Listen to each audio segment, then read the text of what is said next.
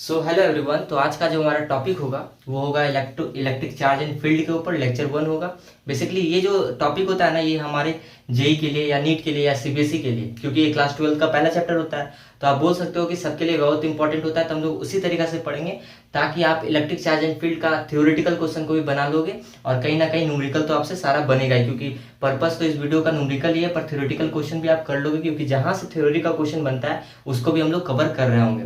तो स्टार्ट करते हैं आज का जो हमारा टॉपिक है, electric charge and field. Electric charge and field में सबसे इंपॉर्टेंट पॉइंट जो होता है वो हमारा होता है चार्ज को समझना। तो चार्ज अगर हम बात करते हैं इलेक्ट्रोस्टैटिक्स, तो इलेक्ट्रो मिस होता है चार्ज, स्टैटिक्स मिस होता है रेस्ट। बेसिकली इसमें हम लोग देखते हैं कि चार्ज अलग अलग समय पे अलग अलग कैसे बिहेव करता है। अगर हमारा चार्ज क्या होगा, रेस्ट में होगा, तो वो इलेक्ट्रिक फील्ड से प्रोड्यूस करता है। जैसे कि हमारे पास ये मैंने लिखा है यहाँ पे, और आपको ये सारे कॉपी में भी नोट डाउन करना है कि अगर इलेक्ट्रिक चार्ज हमारा क्या है, रेस्ट में है, तो वो सिर्फ क्या है, इलेक्ट्रिक फील्ड को प्रोड्यूस करेगा, और वो इलेक्ट्रिक फील्ड प्रोड्यूस करेगा। और अगर हमारा चार्ज दो कंडीशन में है, मोशन में भी दो कंडीशन में है। अगर हमारा आपने काइनेमेटिक्स में पढ़ा होगा, अगर वेलोसिटी कांस्टेंट है, अगर वेलोसिटी क्या है, कांस्टेंट है, तो उस केस में सिर्फ इलेक्ट्रिक फील्ड और मैग्नेटिक फील्ड प्रोड्यूस होगा। याद रखना, ये नीट में आया हुआ है क्वेश्चन कि अगर वेलोसिटी कांस्टेंट है तो उसमें इलेक्ट्रिक फील्ड और मैग्नेटिक फील्ड ही सिर्फ हमारा प्रोड्यूस होगा। पर अगर चार्ज हमारा क्या है, एसलिएटेड है, ठीक है, तो उस केस में हमारा क्या होगा, इलेक्ट्रिक फील्ड भी प्रोड्यूस होगा,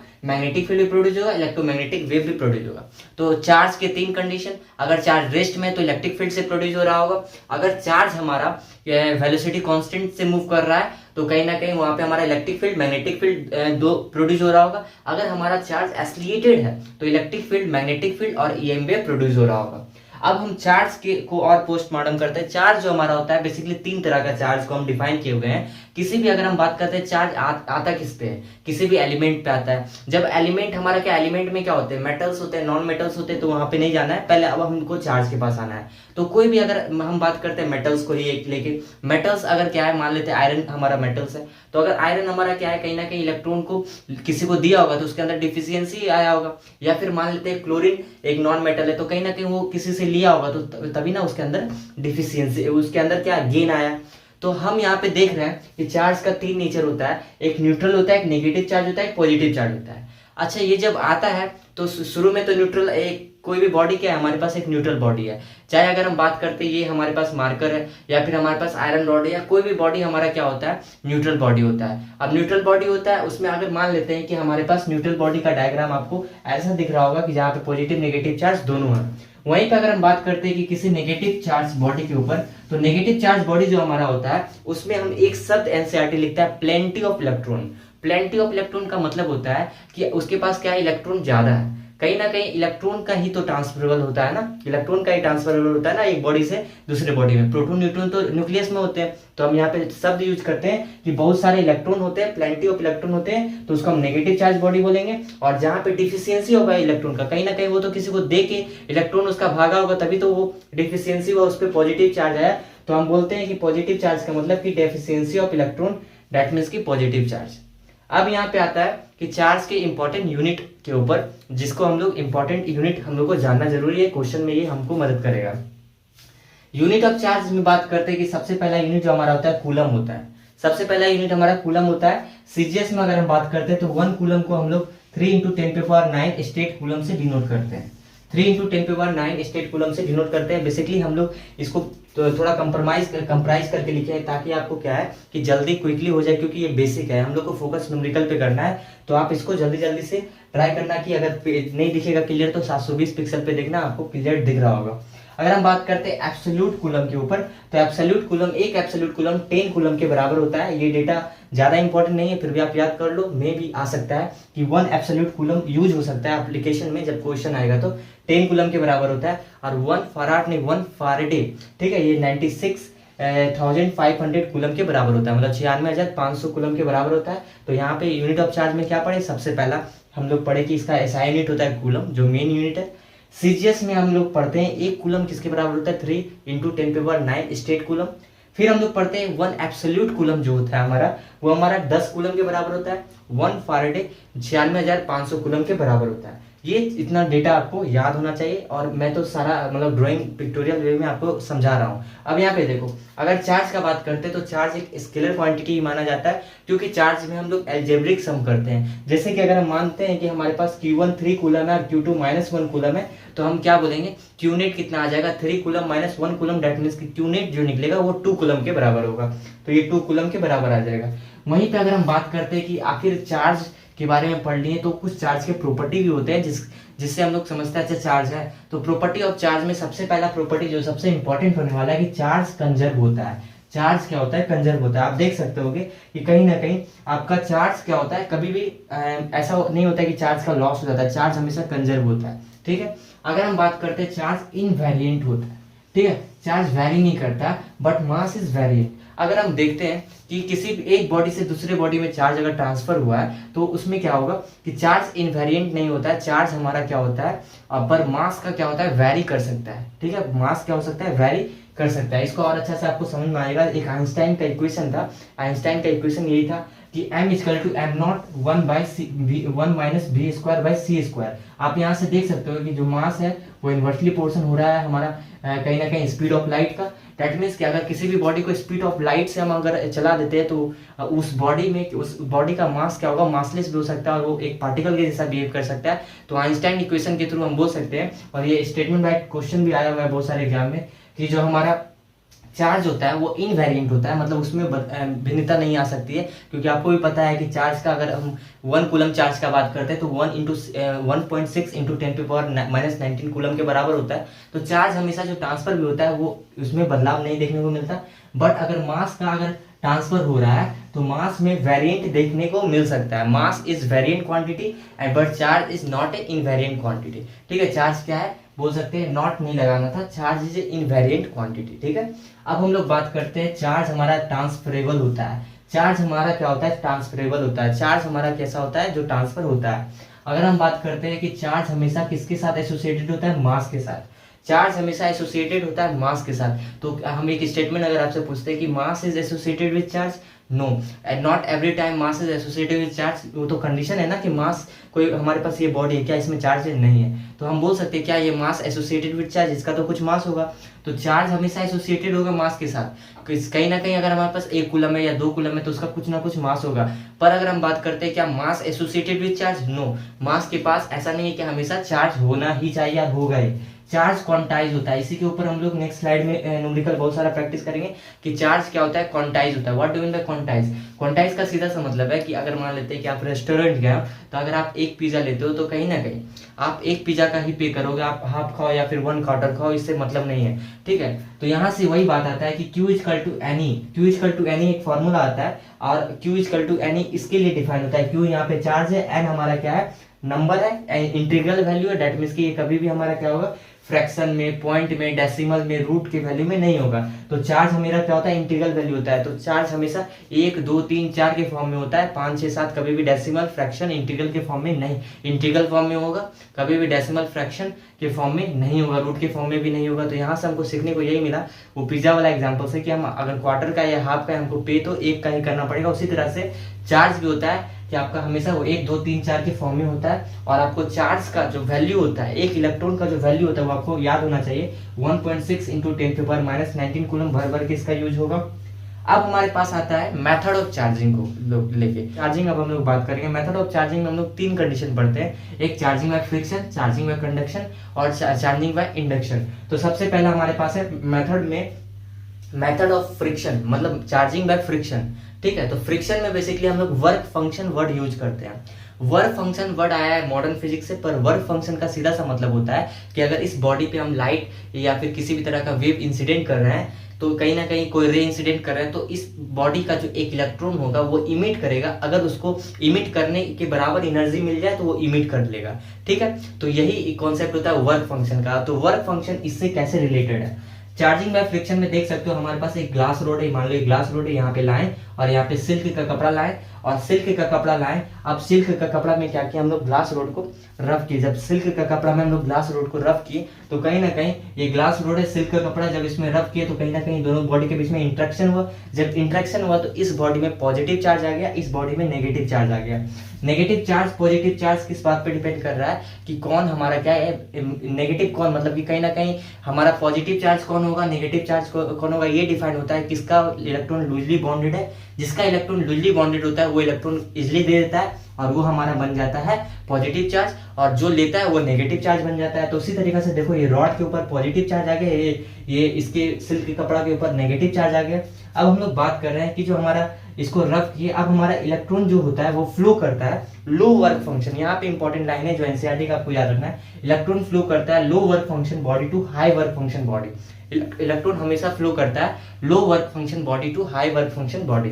अब उसके बाद हमारे पास आता है, ये स्टेटमेंट आपको याद होना चाहिए कि इलेक्ट्रॉन जो हमेशा फ्लो करेगा वो लो वर्क फंक्शन बॉडी, जिसका वर्क फंक्शन लो होगा, जिसका फाई, जिसको हम फाई से डिनोट करते हैं, लो होगा, उससे हमारा हाई वर्क फंक्शन की तरफ जाता है इलेक्ट्रॉन। अब हमारे पास आता है चार्जिंग बाय इंडक्शन।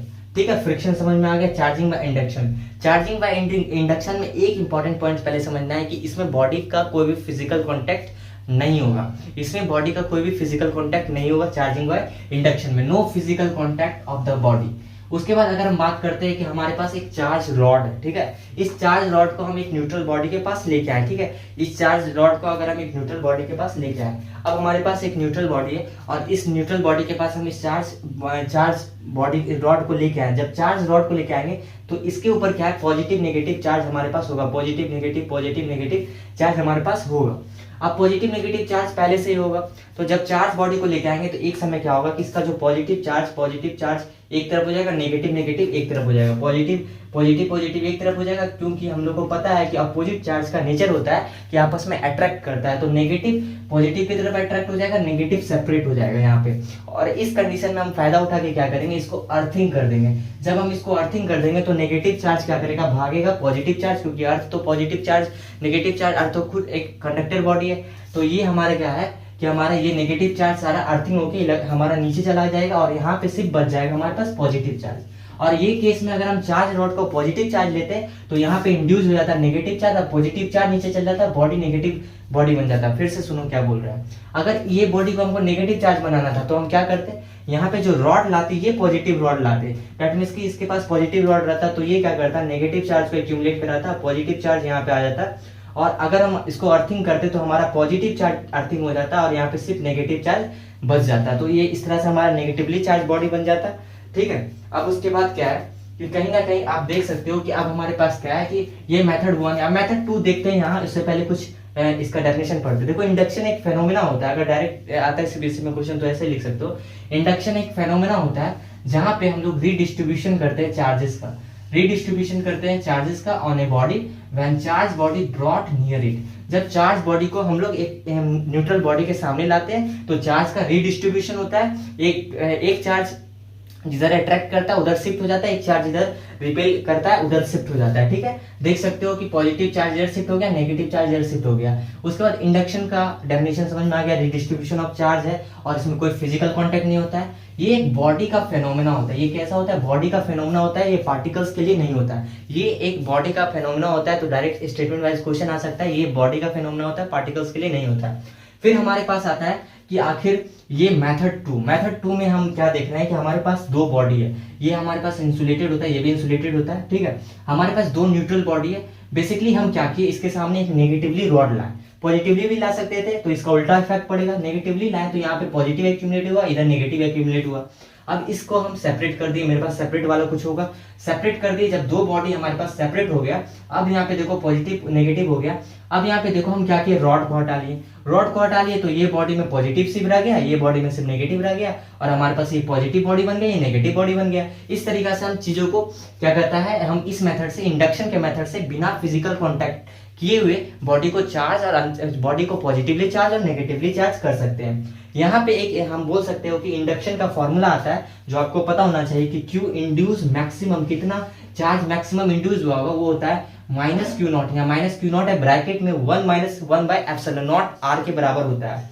यहाँ पे जो हमारा नेगेटिव साइन है, ये जो हमने नेगेटिव साइन लगाया है वो इंडिकेट करता है कि चार्ज हमेशा क्या होगा, opposite nature of inducing charge के इंड्यूस होता है। तो मतलब कि नेगेटिव साइन ये दिखा रहा है कि चार्ज हमेशा क्या होगा, अपोजिट नेचर का होगा। जैसे कि हमारा क्यू इंड्यूस मैक्सिमम पॉजिटिव है तो चार्ज जो इंड्यूस हुआ वो हमारा नेगेटिव होगा।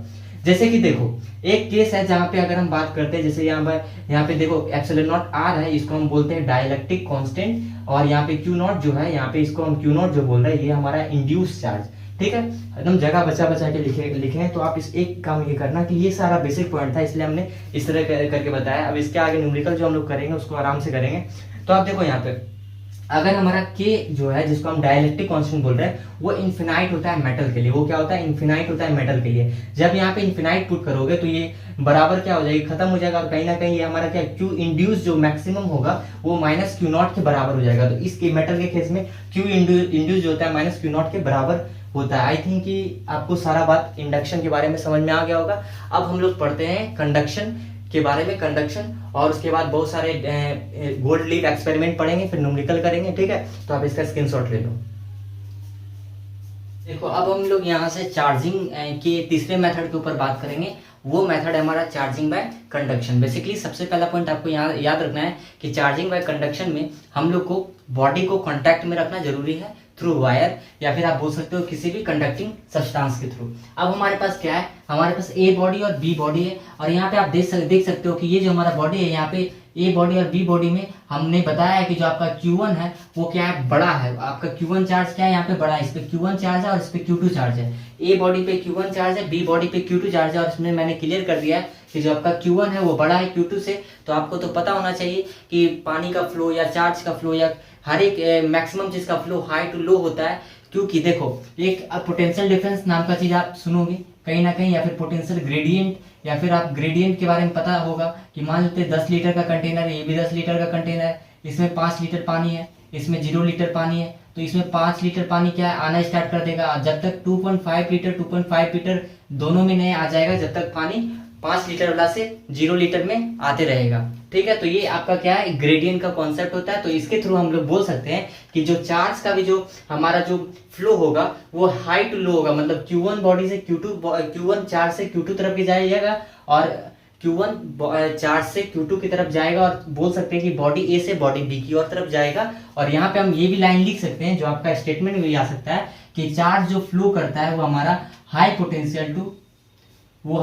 Potential to low potential body की तरफ जाता है, जब तक कि पोटेंशियल हमारा बिकम इक्वल ना हो जाए, जब तक पोटेंशियल बिकम इक्वल ना हो जाए। इसको हम लोग समझते हैं और भी अच्छी तरीका से। जैसे कि देखो अब हमारे पास क्या मानते हैं कि ये बॉडी का इनिशियल कितना था, Q1 था और Q2 था, फाइनल कितना हो गया, Q1 डैश और Q2 डैश। ठीक है, तो अगर हम बात करते हैं कि V1 इक्वल टू V2 है, दैट मीन्स कि आप आगे पढ़ोगे पोटेंशियल का फॉर्मूला KQ/R होता है। अभी आप लोग जान लो, अगर समझ में भी नहीं आ रहा है तो याद रखना कि किसी भी चीज का पोटेंशियल KQ/R होता है। अब यहाँ पे देखो KQ1/R1 यहाँ दिखा रहे हैं और KQ2/R2 यहाँ पे दिखा रहे हैं। बेसिकली आपको करना क्या है, आपको पता होना चाहिए कि आपके पास ये आपका K क्या है, आप बोल सकते हो K दोनों में क्या है, कहीं ना कहीं K तो हमारा क्या होता है 1/4 पाई एप्सिलॉन नॉट होता है ना, 1/4 पाई एप्सिलॉन नॉट होता है, तो K तो दोनों में बराबर होगा। तो यहाँ से K कट कर दिए। अब यहाँ से हमारे पास Q1 और बाई Q2 को हम क्या है रेशियो के फॉर्म में, मतलब फ्रैक्शन के फॉर्म में लिख दिए, equal to R1/R2। That means हम बोल सकते हैं कि ये आपका बन गया इक्वेशन टाइप का, जो आपको क्वेश्चन सॉल्व करने में मदद करेगा, Q1 dash by Q2 dash equal to R1/R2। अब यहाँ पे एक कॉन्सेप्ट आपको याद रखना कि जब भी कोई दो पॉजिटिव चार्ज होता है, मतलब जब सेम चार्ज होते हैं उसके बीच में रिपल्सन होता है। अगर दो नेगेटिव चार्ज होगा तो उसके बीच में क्या होगा, रिपल्सन होता है। सेम चार्ज के बीच में रिपल्सन होता है, और वहीं पे अगर अपोजिट चार्ज रहा तो वहां पे देखो positive negative, negative positive attraction होगा। यहाँ पे देखो पॉजिटिव पॉजिटिव और नेगेटिव नेगेटिव रिपल्सन होगा। सेम चार्ज के बीच में रिपल्सन, अपोजिट चार्ज के बीच में अट्रैक्शन। अब देखो अगर हम आपसे पूछते हैं ट्रू टेस्ट ऑफ चार्ज क्या होता है, ट्रू टेस्ट ऑफ चार्ज का क्या मतलब होता है, तो आप बोलोगे कि ट्रू टेस्ट ऑफ चार्ज हम लोग रिपल्सन मेथड को बोलते हैं। क्यों रिपल्सन को बोलते हैं, ध्यान से सुनना। मान लो कि आपके पास एक न्यूट्रल बॉडी है, ठीक है, और एक पॉजिटिव चार्ज बॉडी है, एक न्यूट्रल बॉडी एक पॉजिटिव चार्ज बॉडी है। आप क्या करो, इस न्यूट्रल बॉडी को पॉजिटिव चार्ज बॉडी के पास लेके जाओ, या पॉजिटिव चार्ज बॉडी को न्यूट्रल बॉडी के पास लेके आओ। जब आप न्यूट्रल बॉडी के पास लेके आओगे तो देखो न्यूट्रल बॉडी का हालात ये हो जाएगा, ये बॉडी न्यूट्रल बॉडी जो था इसका हालात ये हो जाएगा, पॉजिटिव चार्ज क्या करेगा, नेगेटिव को अपने तरफ अट्रैक्ट कर लेगा और पॉजिटिव सेपरेट हो जाएगा। तो आप हमको ये बताओ, ये न्यूट्रल चार्ज न्यूट्रल बॉडी में किसी भी तरह का फ्लो नहीं हो रहा था, पर जब जैसे ही हम लाएं किस एक पॉजिटिव चार्ज बॉडी को, तो इसमें अट्रैक्शन देखने को मिला। तो इससे ये मतलब नहीं होता है कि हम बोल देंगे कि ट्रू टेस्ट, मतलब ट्रू टेस्ट जो चार्ज का है कि चार्ज प्रेजेंट है या नहीं है, वो हमारा अट्रैक्शन मेथड नहीं हो सकता है। इसीलिए हम क्या बोलते हैं, जो ट्रू टेस्ट है चार्ज का वो एक रिपल्सन मेथड होता है, कभी भी अट्रैक्शन मेथड नहीं होता। तो आपका डायरेक्ट स्टेटमेंट भी बन सकता है कि क्या आप अट्रैक्शन ऑफ चार्ज को देख के क्या आप बोल सकते हो कि उस बॉडी में चार्ज था? नहीं, देखो ये न्यूट्रल बॉडी में तो चार्ज भी नहीं था, फिर भी इसमें आप क्या चार्ज का सेपरेशन आपको देखने को मिला, क्योंकि हम देख रहे हैं कि आपका जो ट्रू टेस्ट ऑफ चार्ज होता है वो रिपल्सन मेथड होता है। आप इसको थंब रूल समझ के आप इसको याद रख लेना कि जो ट्रू टेस्ट ऑफ चार्ज होता है वो रिपल्सन होता है। अब हमारे पास कुछ क्वेश्चन है कंडक्शन को लेके जिसको आपको सॉल्व करना है। देखो अगर आपके पास, सबसे पहले हम लोग क्या करते हैं, ऐसा क्वेश्चन इजी क्वेश्चन सॉल्व करते हैं, इसको और इसको छोड़ के पहले यहाँ आते हैं। हमारे पास क्या है, ये हमारे पास सेम स्फीयर है, सेम स्फीयर का रेडियस सेम है, आर और आर है, ठीक है, हमारे पास रेडियस सेम है, आर और आर है। तो कहीं ना कहीं हमको बोल दिया है कि ये दोनों के बीच में कंडक्शन बताना है। तो आर और आर है तो फाइनल चार्ज कितना हो जाएगा, टोटल चार्ज को जोड़ो, 20 + 0 टोटल कितना हो गया, 20 कूलम। तो ये तुम आप बोल सकते हो कि आपके पास जो ये Q1 कितना होगा, मान लेते हैं इसके ऊपर Q1 है, इसके ऊपर Q2 है, तो आप आराम से बोल सकते हो कि कहीं ना कहीं इसका हाफ हो जाएगा, क्योंकि रेडियस सेम है तो हमेशा क्या होता है, इक्वली डिवाइड होगा। तो यहाँ पे भी 10 कूलम हो जाएगा और Q2 के पास भी 10 कूलम हो जाएगा। अगर हम तो अब हम लोग यहाँ से चार्जिंग बाय इंडक्शन के कुछ और भी क्वेश्चन करते हैं, इंपॉर्टेंट क्वेश्चन जो पहले वाले आपका सीट पे लिखा होगा, अब उसको फिर से मैंने लिख दिया है क्योंकि वहाँ पे स्पेस का कमी था। तो हम लोग करते सॉल्व। देखो सबसे पहला क्वेश्चन, अगर कुछ रिपीट हो जाता है तो उसको आप 2x करके देख लेना। सबसे पहले देखो, अगर हमारे पास दो बॉडी है, ए बॉडी है और बी बॉडी है, हमने बताया था कि आपके पास अगर आइडेंटिकल, पहले 2-3 बात जान लेना। जैसे कि अगर हम कंडक्शन का बात करते हैं तो कंडक्शन में एक फिजिकल कांटेक्ट होना चाहिए। अगर मान लेते हैं कि इस ए बॉडी है, ये बी बॉडी है, यहाँ पे Q1 चार्ज है, यहाँ पे Q2 चार्ज है। अगर Q1 चार्ज हमारा Q2 से बड़ा है, Q1 चार्ज अगर Q2 से बड़ा है तो डायरेक्शन जो फ्लो होगा इलेक्ट्रॉन का इधर होगा। मतलब हम यहाँ से जानते हैं कि high potential to low potential जाता है आपका इलेक्ट्रॉन का फ्लो, ठीक है। Just like a water bucket, जिसमें दो बकेट है, एक में हमारा क्या वाटर 10 लीटर का है, एक में हमारा 0 लीटर है। दोनों 10 लीटर का वाटर बकेट है, दोनों में 5-5 लीटर हो जाएगा क्योंकि आइडियल था। तो यहाँ पे एक और कॉन्सेप्ट आता है आइडियल बॉडी को लेके।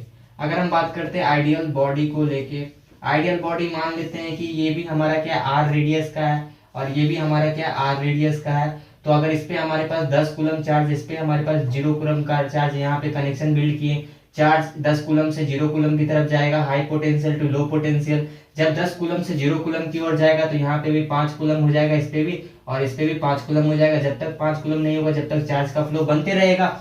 पर अगर वहीं पे अगर हम रेडियस को बढ़ा देते हैं, इसको 2r कर देते हैं, इसको हम r कर देते हैं, तो कहीं ना कहीं चार्ज का भी डिस्ट्रीब्यूशन अलग हो जाएगा। तो उसको इस क्वेश्चन के माध्यम से समझते हैं कि कैसे चार्ज का डिस्ट्रीब्यूशन अलग होगा और कितना अलग होगा।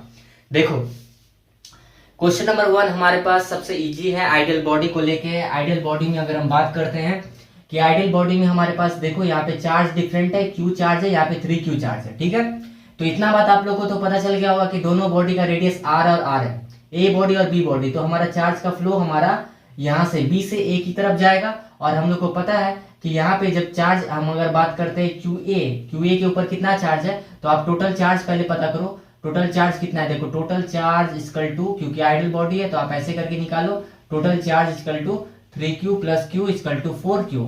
तो हमारे पास अगर बात करते हैं QA के पास कितना हो जाएगा, हाफ कर दो, क्योंकि आइडियल बॉडी है तो हाफ हो जाएगा, दोनों का प्लस करके, तो यहाँ पे 2Q हो जाएगा।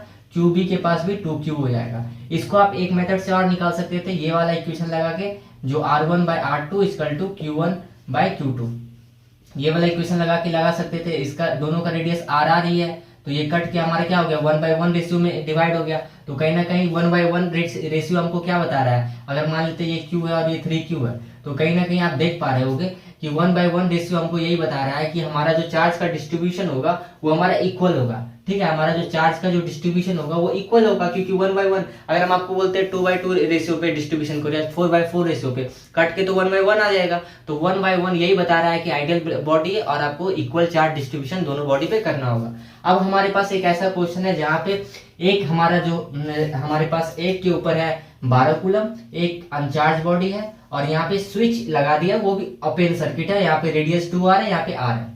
अब हम लोग क्या करते हैं, इसको सबसे पहले क्लोज करते हैं। जब यहाँ पे क्लोज किए तो करंट यहाँ से 12 कूलम से हमारे पास अनचार्ज बॉडी की तरफ गया होगा, इधर से इधर गया होगा, क्योंकि हाई से लो की तरफ जाता है। जब हाई से लो की तरफ जाता है तो सबसे पहला चीज हमको ये देखना है कि यहाँ पे हमारे क्या होगा, r/2r इक्वल टू कितना है, 12 कूलम, और ये हमको चार्ज पता नहीं है, ठीक है, 12 कूलम, और हमको ये चार्ज पता नहीं है। तो कहीं ना कहीं अगर हम देखते हैं कि हमारे पास जो ये Q1, इसको भी हम क्या करते हैं, Q1/Q2 ही रहने देते हैं, Q1/Q2 ही रहने देते हैं। तो कहीं ना कहीं आप देख सकते हो कि यहाँ पे चार्ज का डिस्ट्रीब्यूशन 1/2 रेशियो के हिसाब से होगा। कहीं ना कहीं हम बोल सकते हैं कि हमारे पास अगर ये बॉडी है, ठीक है, हमारे पास ये बॉडी है जिसका रेडियस r है, जिसका रेडियस क्या है, r है, तो इस पे अगर 1 के डिस्ट्रीब्यूशन में होगा तो इसको हम इसके ऊपर 2 के डिस्ट्रीब्यूशन में होगा। अब कैसे एग्जैक्ट निकालेंगे, देखो हमारे पास मान लेते हैं कि इसको a मान लेते हैं, इसको b मान लेते हैं। अब देखो QA पे कितना चार्ज होगा, तो सबसे पहले क्या करेंगे, इस 1 को लिखेंगे, क्योंकि ये यहाँ ऊपर में 1 लिख देंगे, और टोटल कितना चार्ज,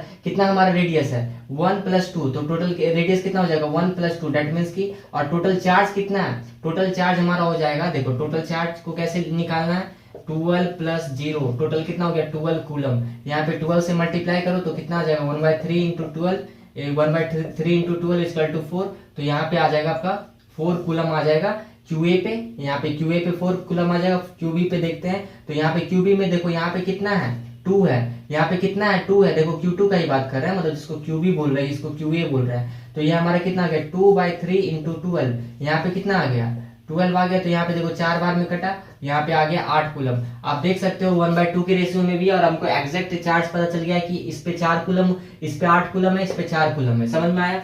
अब हमारे पास इसी तरीका का सिमिलर क्वेश्चन हमारे पास देखो ये वाला है, तो इजी क्वेश्चन है। यहाँ पे इजी क्वेश्चन क्या बोला है कि हमारे पास एक r रेडियस का, यहाँ पे भी r रेडियस का है, ये 20 कूलम है और ये 0 कूलम है। इनिशियली जब फाइनली इसको क्या किए होंगे, जब इसको वायर से कनेक्ट किए होंगे जो, तो यहाँ पे 20 कूलम से 0 कूलम की तरफ गया होगा। तो कहीं ना कहीं हमको तो ऐसे ही बता देंगे, अगर ये A बॉडी है, ये B बॉडी है, तो QA पे कितना चार्ज होगा। आप तो नॉर्मली बता सकते हो कि 10 कूलम हो जाएगा, क्योंकि ये आइडियल बॉडी है जिसका रेडियस r है। तो आप इसको देखो ऐसे भी निकाल सकते हो कि QA या QB है, ठीक है, टोटल चार्ज 20 कूलम है और रेडियस कितना है r है और r है, तो रेडियस 1/1 रेशियो में डिवाइड होगा, मतलब इक्वल डिवाइड होगा। ये पहला मेथड हो गया, ऐसे भी जान सकते हो। अदरवाइज डायरेक्ट QA को करो और टोटल 20 कूलम है बाय 2 कर दो, 10 कूलम आपका QA पे होगा और QB पे भी आपका कितना हो जाएगा 10 कूलम ही होगा। अब ये बहुत अच्छा क्वेश्चन है, क्वेश्चन नंबर 3। क्वेश्चन नंबर, अब देखो कंडक्शन से, मेथड ऑफ कंडक्शन से रिलेटेड 2 और इंपॉर्टेंट क्वेश्चन है जिसके लिए स्पेस चाहिए था, इसलिए मैंने मिटाया है।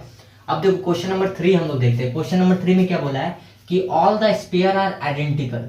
तो मैंने सिंपली बताया कि अगर आइडेंटिकल स्पेयर है, अगर आइडेंटिकल स्पेयर है, ठीक है, आइडेंटिकल स्पेयर है तो चार्ज इक्वल डिवाइड होगा, चार्ज विल डिवाइड इक्वल, ठीक है। तो अगर हमारे पास बोला है कि आइडेंटिकल स्पेयर है और उसमें से बोला है कि D है, उसको सबसे पहले हम लाएं कांटेक्ट विथ A। तो हमारे पास मान लो कि A है, B है, C है और D है, ठीक है। सबसे पहले हम क्या किए कि D को कांटेक्ट में A का लाएं, D को कांटेक्ट का A में लाएं। तो देखो यहाँ पे 20 कूलम था और इसके कांटेक्ट में सबसे पहले हम किसके लाएं, यहाँ पे D को लाएं, ये 0 कूलम था। तो हमने क्या बोला, टोटल कितना हो गया। अगर आपसे मैं पूछूं टोटल कितना है तो आप बोलोगे 20 कूलम है, ठीक है। तो हम पूछेंगे कि A पे कितना है तो आप बोलोगे 10 कूलम, क्योंकि डिवाइड हो जाएगा। B पे कितना होगा 10 कूलम, डिवाइड हो जाएगा। अब उसके बाद बोल रहा है कि D को हम लाएं A के पास, फिर B को लाएं, फिर B को किसके पास लाएं, A के पास लाएं। तो B को लेके आओ A के पास 20 कूलम और ये हमारे पास B, ठीक है। अब कितना हो गया है देखो, अब हमारे पास कितना है, ये हमारे पास तो 10 कूलम है। अब ये A के पास अब लेके आए हैं B, अब उसके बाद B कितना है 20 कूलम है ना।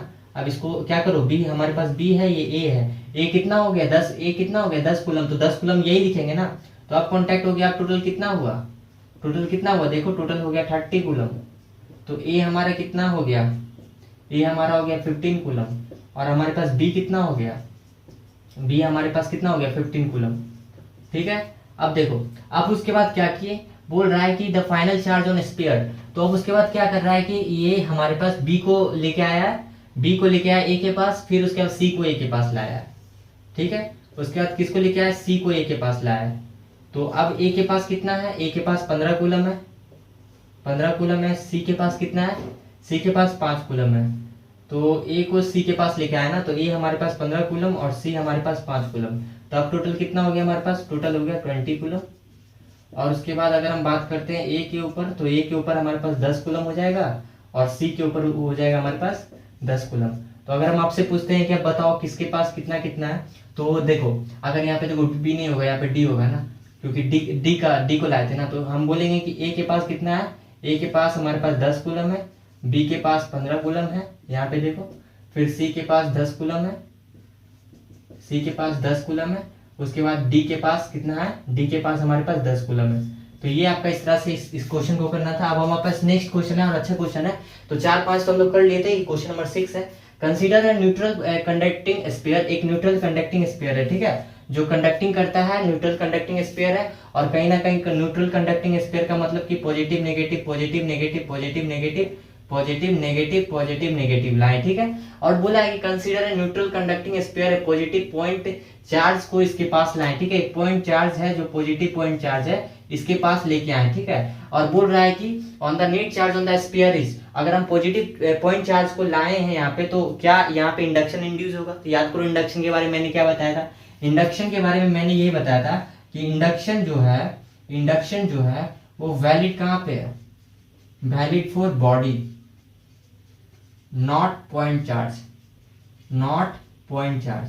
तो क्या बताओ कि पॉइंट चार्ज के आने से कोई स्फीयर पे किसी भी तरह का चीज आपको देखने को मिलेगा क्या, चार्ज का सेपरेशन आपको दिखेगा। जैसे मान लेते हैं कि एक चार्ज बॉडी ला रहे थे, पॉजिटिव चार्ज का ला रहे थे, तो यहाँ नेगेटिव नेगेटिव पॉजिटिव पॉजिटिव का सेपरेशन हो रहा था। यहाँ पे पॉजिटिव हम पॉइंट चार्ज लेके आए, तो किसी भी तरह का हमको इस स्फीयर पे किसी भी तरह का आपको चीज देखने को नहीं मिलेगा।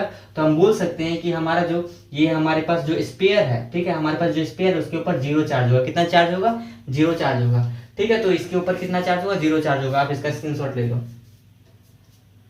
अब हम लोग यहाँ से गोल्ड लीफ एक्सपेरिमेंट को समझते हैं। ये बहुत इंपॉर्टेंट एक्सपेरिमेंट है, कहीं पर इससे आ जाता है। सबसे पहला क्वेश्चन तो इससे ये बनता है कि गोल्ड लीफ एक्सपेरिमेंट का काम क्या है। तो ये हेल्प करता है डिटेक्ट करने में प्रेजेंस ऑफ चार्ज को। कैसे, देखो इसका स्ट्रक्चर कैसा होता है गोल्ड लीफ एक्सपेरिमेंट। सीबीएसई में कभी कभार क्वेश्चन में आ जाता है और एक्सप्लेन करने के लिए बोलता है इसका फंक्शन क्या है, इसका डायग्राम बनाने के लिए। ये आपके पास क्या है, एक तरह से बोल दो मेटालिक रोड, ठीक है। और ये मेटालिक रोड में क्या है हमारे पास, ये ऊपर से एक चार्ज रॉड को लाए जो नेगेटिव चार्ज है। और ये नेगेटिव चार्ज को जब हम ये मेटालिक यहाँ पे लाए, तो कहीं ना कहीं हमारे पास क्या है, इसका चार्ज इसमें आया, इस मेटालिक रोड में आया, ठीक है। जब हम लोग इसके पास ये रॉड को लाए तो इसका चार्ज यहाँ पे आया, ये नेगेटिव चार्ज इससे फ्लो करते हुए जब इसमें आया, इस रॉड में आया, तो क्या हुआ, कहीं ना कहीं सेम चार्ज, पहले तो जब यहाँ पे कुछ भी नहीं लाए थे तो ये ऐसे था। जब यहाँ पे जब चार्ज को लाए तो हमारा ये डिफ्लेक्ट होके ऐसे हो गया। क्या हो गया, डिफ्लेक्ट होके ऐसे हो गया। तो यहाँ से ये बता रहा है कि कहीं ना कहीं नेगेटिव चार्ज आया तभी डिफ्लेक्ट हुआ। ये रॉड को हटाएंगे फिर से ये ऐसे हो जाएगा, रॉड को लाएंगे तो ये ऐसे हो जाएगा, कहीं ना कहीं इसमें डिफ्लेक्शन हुआ। आखिर डिफ्लेक्शन क्यों हुआ, क्योंकि यहाँ पे हम चार्ज लाए थे। तो मैंने इससे भी पहले ये बात बोला था कि ट्रू टेस्ट ऑफ चार्ज जो होता है वो डिफ्लेक्शन ही होता है। वो क्या होता है, डिफ्लेक्शन होता है। फिर एक क्वेश्चन हमसे पूछा गया था कि वर्क फंक्शन किसका कम किसका ज्यादा कैसे मानेंगे, तो उसका देखो आंसर क्या है। तो देखो वर्क फंक्शन यहाँ पे मैं एक्सप्लेन कर देता हूँ उसको। वर्क फंक्शन जो होता है कि energy required to remove outer electron. सबसे पहले वर्क फंक्शन क्या होता है कि वो एनर्जी जिससे, मान लो कि ये बॉडी है, इस बॉडी पे अगर हम एनर्जी दिए, एक इलेक्ट्रॉन इमिट हुआ, तो उतना एनर्जी जितना उस इलेक्ट्रॉन को चाहिए था इमिट होने के लिए, वही तो वर्क फंक्शन है। और अगर हम बात करते हैं वर्क फंक्शन ज्यादा किसका होता है, कम किसका होता है, तो सबसे पहले देखो पॉजिटिव चार्ज का क्या होता है कि जो वर्क फंक्शन होता है वो कम होता है as compare to negative charge का। तो पॉजिटिव चार्ज का वर्क फंक्शन कम होता है नेगेटिव चार्ज के कंपेयर में। इतना आपको याद रखना है। और याद रखना है कि मास ऑफ इलेक्ट्रॉन क्या होता है, ध्यान से सुनो। मास ऑफ इलेक्ट्रॉन आपको पता होना चाहिए। चार्ज तो मैंने बता दिया था, मास कितना होता है 9.1 इंटू 10⁻31 kg, आपको याद होना चाहिए। तो इसको 5-6 बार लिखो। और इसके बाद 2 यूनिट और याद रखना, 1 microcoulomb equal to 10⁻6 coulomb and 1 millicoulomb equal to 10⁻3 coulomb. अब यहाँ से हम लोग कुछ इंपॉर्टेंट क्वेश्चन को करते हैं जिसको करना बहुत जरूरी है। Q इक्वल टू एनी से देखो कुछ क्वेश्चन बनता है, आपको उसको करना है। सबसे पहला क्वेश्चन देखो, फॉर्मूला यूज होगा Q इक्वल टू एनी। मैंने बताया था कि चार्ज हमारे पास इतना है 1.6 इंटू 10⁻19 कूलम, एन निकालो। तो आप क्या करोगे, चार्ज कितना दिया हुआ है 1.6 इंटू 10⁻19 कूलम, और एन निकालना है आपको। ई का वैल्यू पता है, ई का वैल्यू भी उतना ही होता है 1.6 इंटू 10⁻19 कूलम। तो यहाँ पे लिख दो तो यहाँ पे कितना आ गया, n का वैल्यू आ गया 1। तो बस इतना ही करना था, ये पॉसिबल चार्ज है और n का वैल्यू 1 है। सेकंड नंबर का क्वेश्चन कितना दिया हुआ है, सेकंड नंबर में चार्ज कितना है, अगर बात करते हैं 1.6 इंटू 10⁻19 कूलम। यहाँ पे भी क्या निकालना है, n निकालना है। तो यहाँ पे e का वैल्यू लगाओ 1.6 इंटू 10⁻, यहाँ पे कितना हो जाएगा 19, ठीक है। यहाँ पे भी कितना हो जाएगा 19, ठीक है। तो यहाँ पे आपका कितना हो गया, ये भी आपका 1 आ गया, शायद क्वेश्चन रिपीट हो गया है, ठीक है, क्वेश्चन रिपीट हो गया। अब हमारे पास क्या है, क्वेश्चन नंबर 3, ठीक है। क्वेश्चन नंबर 3, यहाँ पे क्या करो, ऐसा करो 20 कर दो, ठीक है। यहाँ पे क्या करो 20 करो। अब देखो ट्विस्ट आएगा, जब आप यहाँ पे 20 करोगे, जब आप यहाँ पे 20 करोगे तो कितना आ जाएगा, यहाँ पे आ जाएगा लगभग 10⁻⁻1 n। तो अब हमको एक बात बताओ, ये 1/10 के आसपास आ गया। तो कहीं ना कहीं आप देख पा रहे हो कि ये चार्ज पॉसिबल होगा, 0.1 है, ये इम्पॉसिबल चार्ज है। ये कैसा है, इम्पॉसिबल चार्ज है, कहीं ना कहीं 1 से कम है तो ये इम्पॉसिबल चार्ज है, और डेसिमल में चार्ज है इसलिए इम्पॉसिबल है। यहाँ 10⁻20 डालते ही क्वेश्चन ट्विस्टेड हो गया। आप देखो क्वेश्चन नंबर 3 हम लोग इसको मिटाएं क्योंकि इसमें कैलकुलेशन वाला क्वेश्चन है। देखो इसमें हमको चार्ज दिया हुआ है, ठीक है। तो चार्ज दिया हुआ है और हमको बोला है कि मास निकालना, ठीक है। देखो हमारे पास चार्ज कितना है, -2 इंटू 10⁻7 कूलम है। इसका मास निकालना है हम लोग को। तो कैसे निकालेंगे, स्टेप नंबर 1 ये करेंगे। पहले अगर हम n नंबर ऑफ इलेक्ट्रॉन निकाल लेते हैं तो उस नंबर ऑफ इलेक्ट्रॉन हम लोग को पता है, एक इलेक्ट्रॉन का जो मास होता है वो 9.1 इंटू 10⁻31 kg होता है।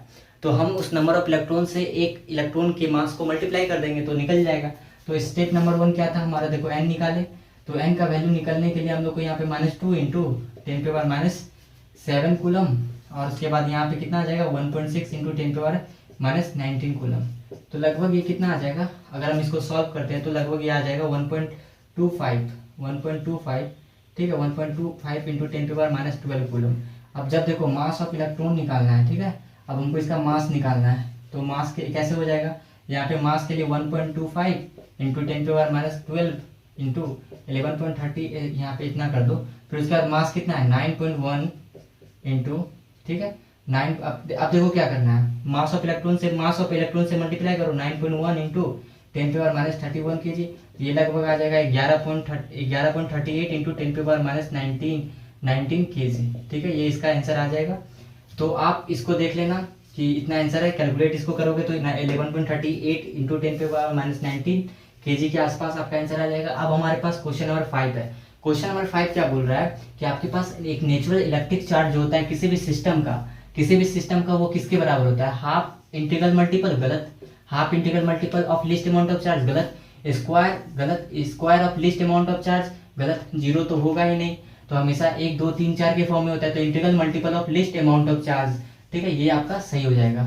इंटीग्रल होता है 10⁻12 अल्फा पार्टिकल है, उसको एक स्फीयर पे क्या कर रहे हैं, इंसिडेंट कर रहे हैं, उसको क्या कर रहे हैं, एक स्फीयर पे इंसिडेंट कर रहे हैं, और भी पर सेकेंड मतलब कि टी टाइम पे इंसिडेंट कर रहे हैं। तो हमको बताना है कि find the time so that sphere gate charge of 2 microcoulomb. तो हमको वो टाइम बताना है कितना देर में ये स्फीयर जो है 2 माइक्रोकूलम का चार्ज हो जाए। तो आपको पता है कि टी सेकेंड में हम अल्फा को पास करवा रहे हैं, तो कहीं ना कहीं 10⁻12t ये हमको n का वैल्यू दे दिया है, और हमको पता है ये हमको n का वैल्यू दे दिया और q का वैल्यू भी दे दिया 2 माइक्रोकूलम, और कहीं ना कहीं हमको क्या निकालना है, टाइम निकालना है, ठीक है, हमको टाइम निकालना है। तो क्या करेंगे, इसके लिए हम लोग को क्या करना पड़ेगा, देखो सबसे पहले पुट करो जो दिया हुआ q = n।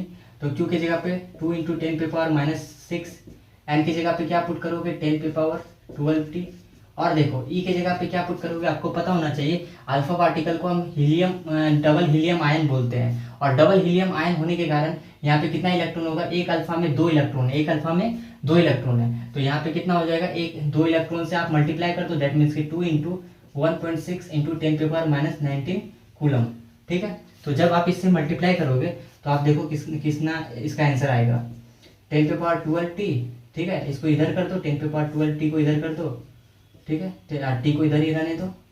और आप क्या करो, एक काम और क्या कर सकते हो, आप इधर इसको सॉल्व करो, सबसे पहले इसको सॉल्व करो 10⁻12 और 17, तो लगभग ये कितना हो जाएगा, ये हो जाएगा आपका 3.2 इंटू 10⁻7 ठीक है। अब उसके बाद देखो यहाँ पे टी का वैल्यू निकालो, तो टी का वैल्यू हो जाएगा 2 इंटू 10⁻6, 3.2 इंटू 10⁻7, ठीक है। अब यहाँ पे देखो कितना वैल्यू आ जाएगा, लगभग आपका 6.25 सेकेंड आ जाएगा, 6.25 सेकंड के आसपास आ जाएगा, आप इसको कैलकुलेट कर लो। देखो अब तो आज का लेक्चर को हम लोग यहीं पे खत्म करते हैं। तो आज हम लोग बहुत सारे बेसिक कॉन्सेप्ट को सीखे। नेक्स्ट लेक्चर में हम लोग कूलम्स लॉ को बात करेंगे। और अगर आपको और भी क्वेश्चन लगाना है तो इसमें बेसिकली हम लोग तो बहुत क्वेश्चन प्रैक्टिस कर चुके हैं, और आप मॉड्यूल या फिर किसी भी तरह का क्वेश्चन प्रैक्टिस कर सकते हो ताकि आपका कॉन्सेप्ट और अच्छा हो जाए। ठीक है, तो हम लोग मिलते हैं नेक्स्ट लेक्चर में। Thank you for watching, bye.